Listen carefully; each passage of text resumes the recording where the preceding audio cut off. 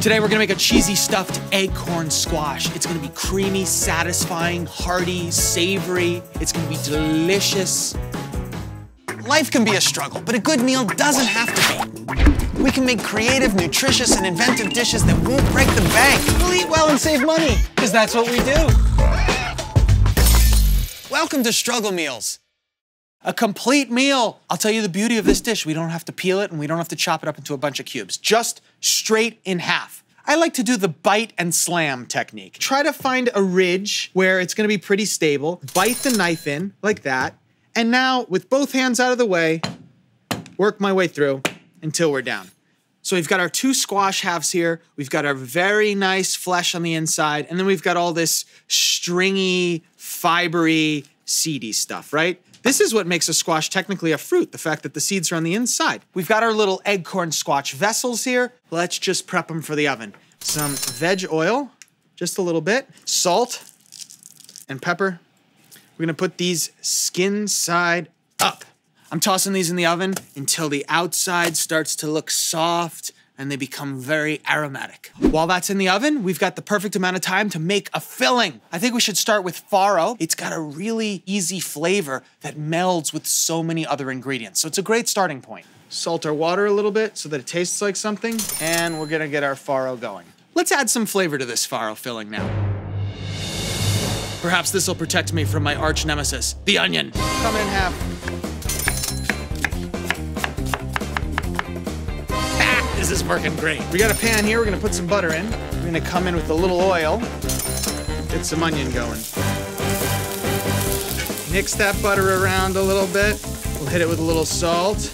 We'll hit it with a little pepper. Onto our garlic. I'm just gonna give it a few slats this way. I'm not gonna go like insane with the garlic, because I like pieces of it. Thank you for your service. We got a really nice aromatic base here. Onion, garlic, butter, some fats of oil. We build on this. We got our sweet Italian sausage. I can smell the fennel seeds that they put in there. That's great. Why didn't we get hot Italian sausage, which would amp up the flavor anymore? Well, we can if we make it ourselves by utilizing the package drawer. Red pepper flakes, they're spicy, but they're kind of inert if you just put them on topically. They get wicked hot if you cook them in fat.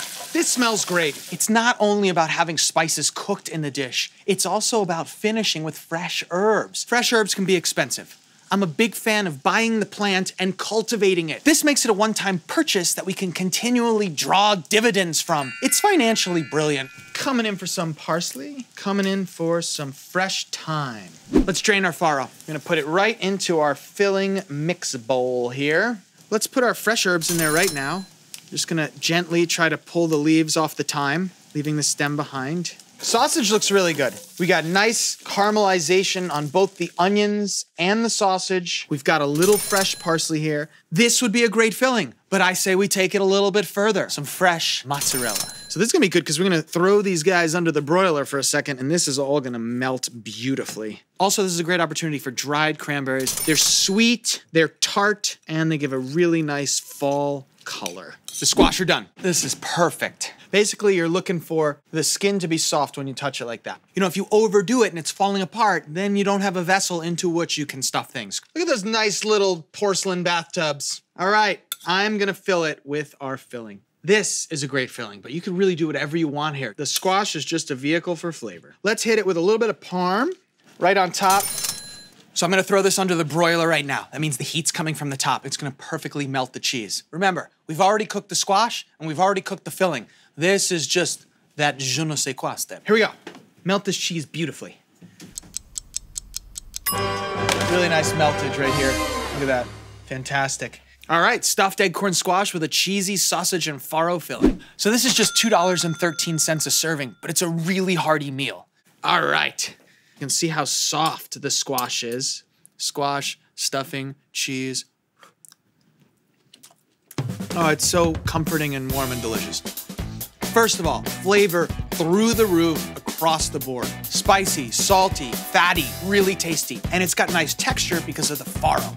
And then you got the squash, which is filling and savory and creamy. Together, they've got this unbelievable relationship that just says to me, autumn. And that's the beauty of this. When the acorn squash is in season, buy it, cut it in half, fill it with whatever you want. That is what I say.